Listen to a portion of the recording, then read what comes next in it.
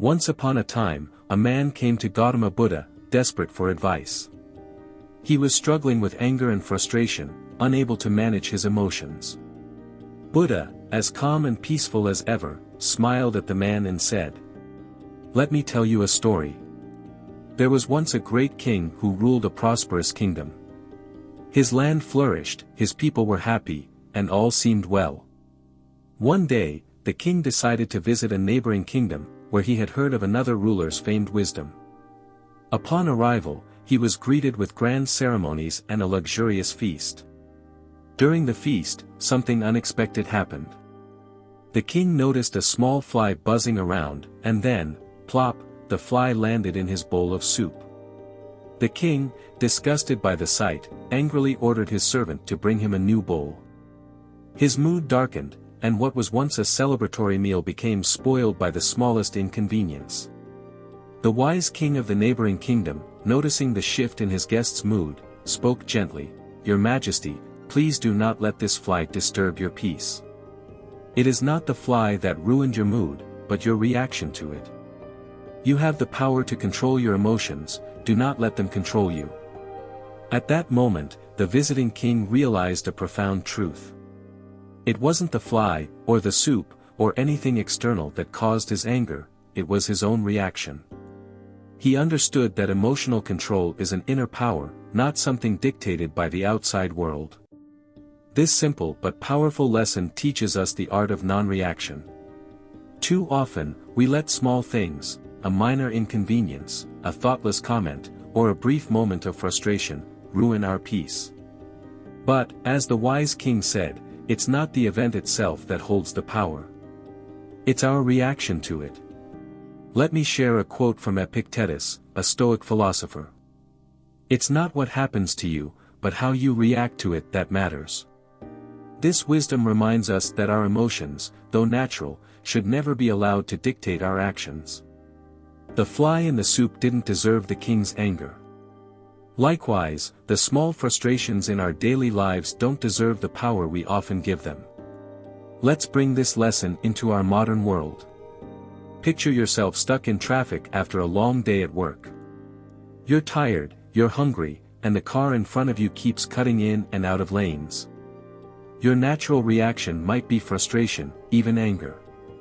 But ask yourself this, does the traffic deserve your peace? What if, instead of reacting with frustration, you took a deep breath? What if you recognized that while you can't control the traffic, you can control how you feel about it? Here's a Buddhist proverb to reflect on. Holding on to anger is like grasping a hot coal with the intent of throwing it at someone else, you are the one who gets burned.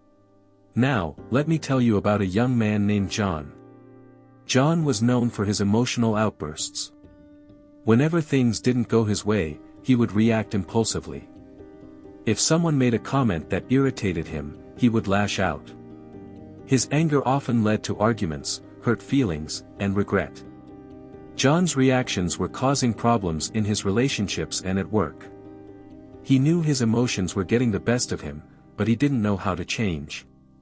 One day, after yet another argument with a friend, John decided he had to take control of his emotions.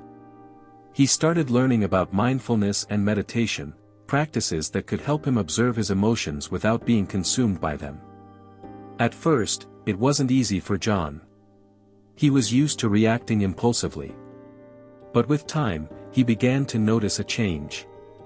When anger would rise up inside him, instead of immediately reacting, he would pause. He would take a few deep breaths and reflect on the situation. John discovered a valuable truth: controlling his emotions didn't mean suppressing them. It meant acknowledging them, giving them space, and then responding thoughtfully. And with this newfound skill, he began to notice that his relationships improved.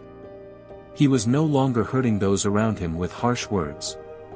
He was no longer letting small frustrations ruin his day. Both the story of the king and the story of John reveal a powerful truth: we cannot always control what happens to us, but we can always control how we respond.